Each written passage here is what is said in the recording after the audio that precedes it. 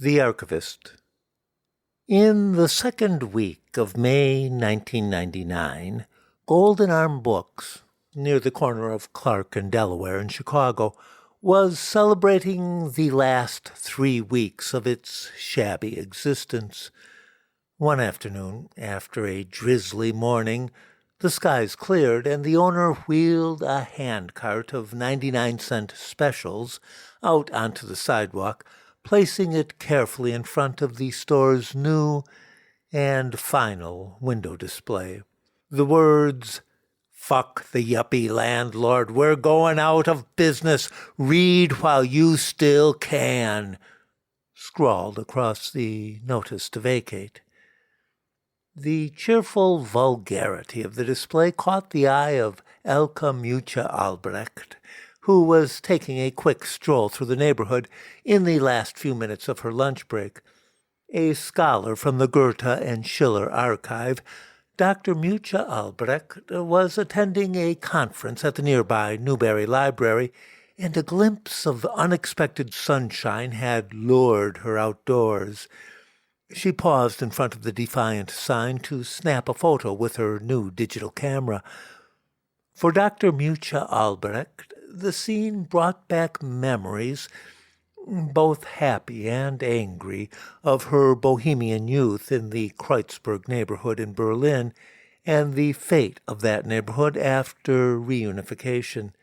She thought of all the people with whom she'd like to share the snapshot, although she wasn't sure how one did that with digital photos.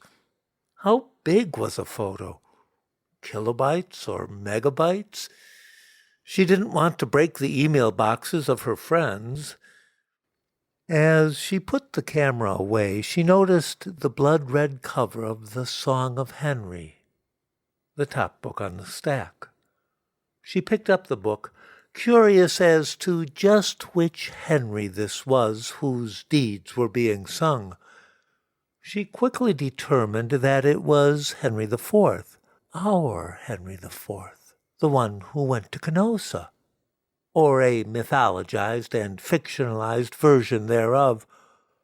As she flipped through the book, she became intrigued, at first by the bewildering disjunction between the self-help covers and the almost poetic medieval content, and then by a nagging sense of familiarity. Hadn't she seen something like this before? She had recently catalogued some papers from the Nietzsche archive, which was being subsumed into the Goethe and Schiller archive, in the papers of Elisabeth Nietzsche. Yes, that's where it was.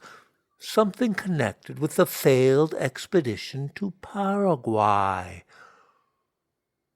Dr. Mucha Albrecht bought the book, a transaction that proved to be annoyingly difficult because she had forgotten about the absurd American sales tax. How on earth could they get away with advertising items for 99 cents when they really cost $1.08? 2 weeks later, after her return to Weimar, Dr. Mucha Albrecht went down to a less-than-ideal storage area, the temporary home of what remained of the Nietzsche archive.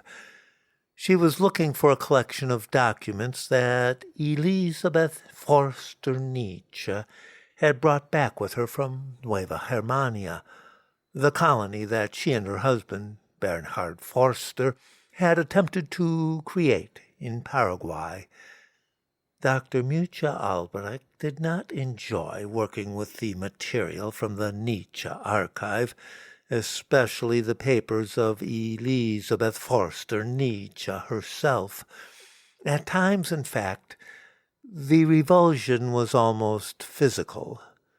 A stench of ignorant self-satisfaction mixed with hatred, hypocrisy, and cunning ambition seemed to rise from every page associated with Forster Nietzsche, this woman who had abandoned the surviving colonists and their bitter complaints of fraud and mistreatment, this woman who had covered up the suicide of her husband before leaving Paraguay forever, This woman who had returned to Germany to embark on a far greater scam, the exploitation and perversion of her brother's work and memory. Dr. Mucha Albrecht herself was certainly no disciple of Friedrich Nietzsche. She had originally come to the Goethe and Schiller archive to finish her dissertation, a deconstruction of the romantic cult of genius, which is to say, a wide-ranging critique of the very idea of Goethe and Schiller, especially the archetype of the solitary masculine visionary. Needless to say, her critique extended in spades to the cult of Friedrich Nietzsche. But still, it turned her stomach to think how Elisabeth Nietzsche had co-opted and distorted the work of her brother. The brother who had furiously and publicly denounced Richard Wagner and Elisabeth's own husband for their anti-Semitism. The brother who despised nationalism as much as he despised religion and morality. The brother who had renounced his German citizenship and lived thereafter most of his adult life as a man with no country. Dr. Mucha Albrecht could not extend one iota of feminist solidarity to this Elisabeth Nietzsche. No doubt her world was constrained by patriarchy. Without question, the brother had opportunities denied to the sister, not least of which was the socially constructed role of eccentric genius. But Elisabeth Nietzsche had created her own roles in her own social world and exploited them fully. If she could not be the ruler of her own German colony, she would become the dictatorial custodian of a fraudulent prophecy of Nazism. By the time Elizabeth returned from Paraguay to Germany, Friedrich had already entered into his final madness. She saw her chance in his docility and assumed control of his life, first as nurse and protector, and later as executor, editor, and archivist. She had worked unrelentingly to transform his idiosyncratic and poetic philosophy into a prefiguration, an ideological blueprint for National Socialism, the movement that, when it finally appeared near the end of her long life, must have seemed to Elisabeth Forster Nietzsche the consummation of all her petty and hateful dreams. It was among the papers of this woman that Dr. Mucha Albrecht found the manuscript of the Heinrichlied.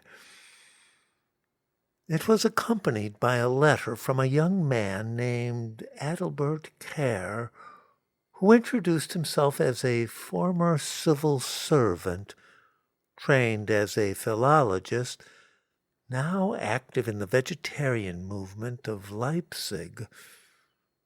Kerr explained that this Heinrichlied was his own translation into modern German of a previously unknown medieval classic, which he had discovered in a secret cellar beneath Grusau Abbey in Silesia.